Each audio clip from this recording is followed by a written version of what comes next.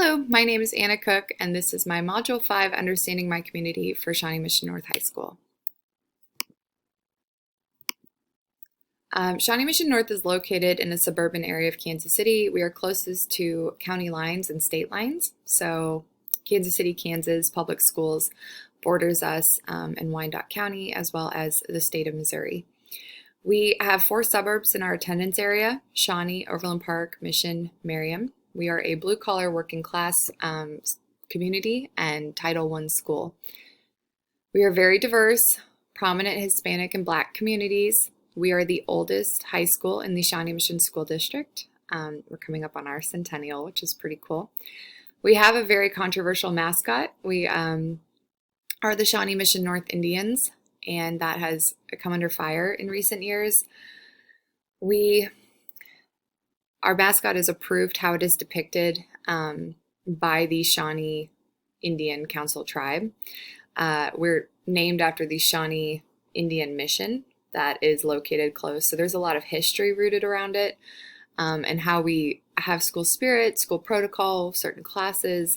We make reference to the Indian tribe. And so that is a big identifying part of our school. We have a really active administration, PTSA, a lot of student-driven groups, student council activities. Technically, according to the KSDE report card, 48% of the students are economically disadvantaged. Johnson County voted Republican for years, but in 2 recent local elections, we have seen a Democratic turn. Immigration has been a huge effect on our students. The Trump administration revising the immigration and addressing the immigration policy has created a lot of tension at our school.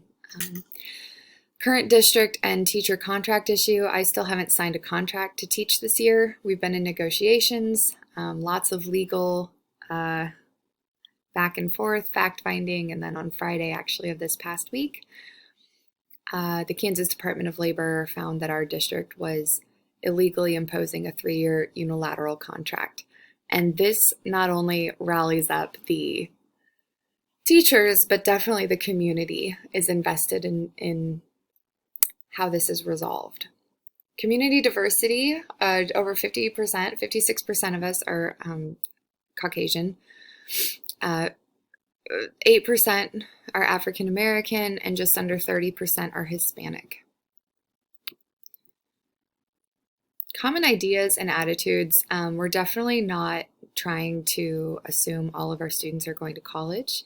A lot of them are going to be entering the working class, and we need to celebrate trade schools and workforce just as much as we would celebrate those going to college. A lot of our students go into the military.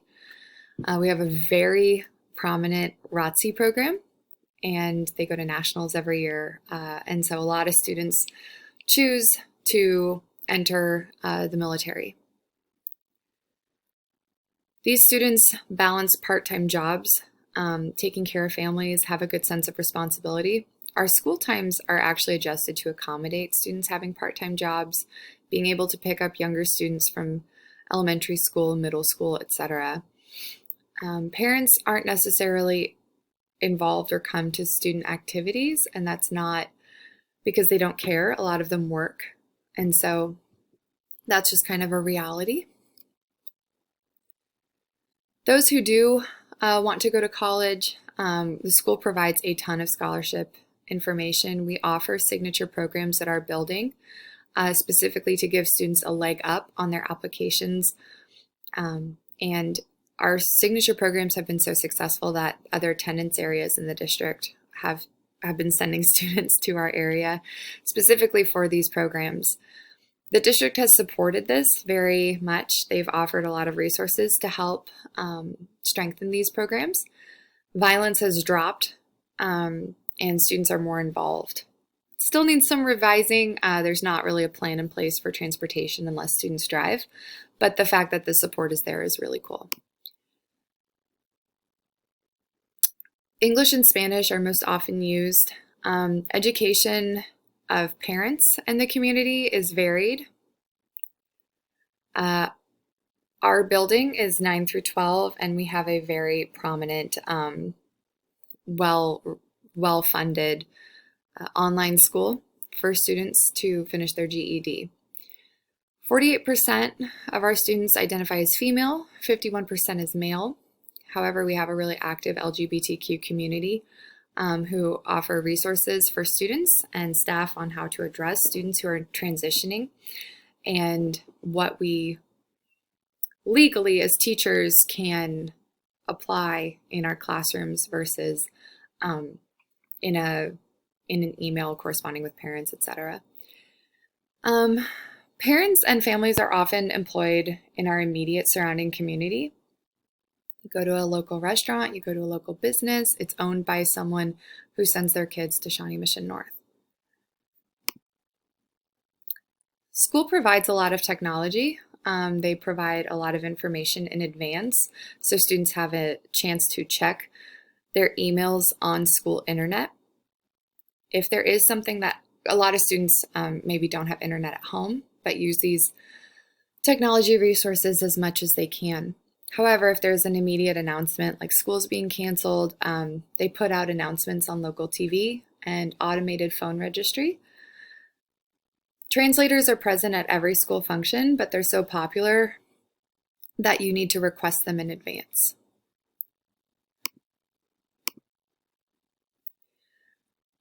Our school is really involved with our community, so it's hard to separate the two.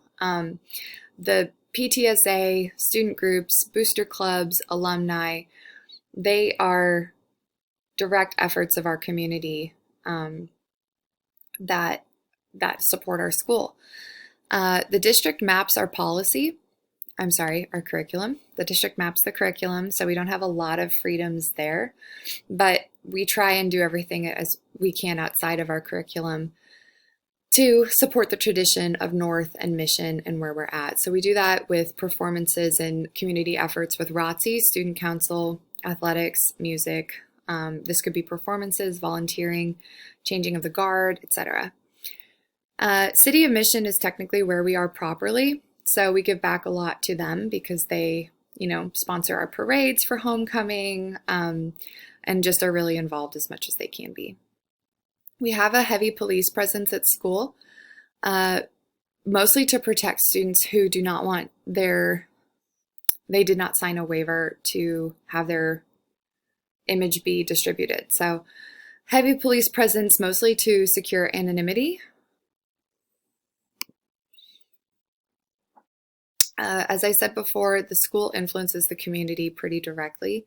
So the influencing agents are our administrators, a student success liaison, and I would say the ROTC team are kind of the most recognizable influences. Community leaders are local business owners who directly support the school, so they're known because of their presence at school functions. It affects the student, staff, teachers, and community members. Students respect presence in a community and consistency far more than a title or a suit. So they would respect and respond more to someone consistently coming to their functions and being invested in their well-being than someone who came in with a fancy title and said, call me this, I do this. They don't respond as much to that. We've had a high turnover of administration at the building level, but I love our administration. They are by far the most effective we've had with students. They listen to staff. They balance each other out. They're just a really great team. And I think the consistent factor in that is that they're present. They're present for teacher functions. They're present for student functions. They celebrate all of our successes. They support our losses. Because of that two-way trust, we feel comfortable, students and teachers, sharing trending issues, and administrators take that very seriously and follow up on things that they need to be proactive about. The area used to be thriving. It's kind of sad to see the decline in the marketability of the area, but our area still has high property value because of our proximity to the KC Metro. Our other attendance areas are way more suburban, sprawled out, but we are definitely the most urban, fast-paced, portion of our school district. So we're split between high property and low property attendance areas. There was some affordable housing that was built that has a direct impact on property values. We're still a Title I school. Made reference again to the split of what is considered economically advantaged or disadvantaged. A lot of our parents work in new or road construction or work at the schools or bus companies. The school does provide resources for parents if they have a language barrier, how to overcome that in the work area. Have been a few outreach topics. It's a really hardworking demographic. I would say the majority of students' parents make minimum wage to middle class salaries. Again, the housing prices are varied, but it's still a desirable area. Not what it was, but it's still desired because of its proximity to downtown. The high tax property does propel community interest with the school district spending, which is kind of involved in that contract issue I referenced earlier. A new bond paid for the brand new district of office. It was just tens of millions of dollars, and people saw an inequity in that beautiful building. And we have some elementary schools that are crumbling and not barely up to code. And so it is in the district strategic plan to fix it in the next 5 years. It's almost impossible to separate politics from education today, considering national and local political dynamic. Again, the teacher contract has been a huge topic of discussion this year. More money has been going to our district. We received $9.6 million, but they did not increase teacher raises or relieve student class loads. So we're compared a lot to Olathe and Blue Valley and how they run things. The district is sticking to their 5-year strategic plan and kind of using this $9.6 million from the state to build up their reserve fund again. It's very divisive in the school when discussing politics. Immigration, again, is a huge issue at our school, and the national discussion on it has had a direct effect on our students. The day after Trump won, there was more reports of bullying. Hispanic and Muslim students didn't come to school. You could hear crying in the hallways. There was a lot of fear surrounding it. So we had extra social workers and counselors called in from other attendance areas into our specific school. That was just a reality. I'm not showing preference, but it was just a reality that they associated him with a fear. And that was pretty awkward as a teacher to view and remain neutral and try to support the students. But it's been interesting. Gangs are not really present. Cliques are not really present. The administration does heavy efforts of non-discriminatory practice. School records are available. Nobody really uses them, but we have plenty because of the age of our school. Do a lot of questionnaires and surveys. Because our attendance area is so vast, we don't really have like a set directory or a tight-knit way to communicate with others.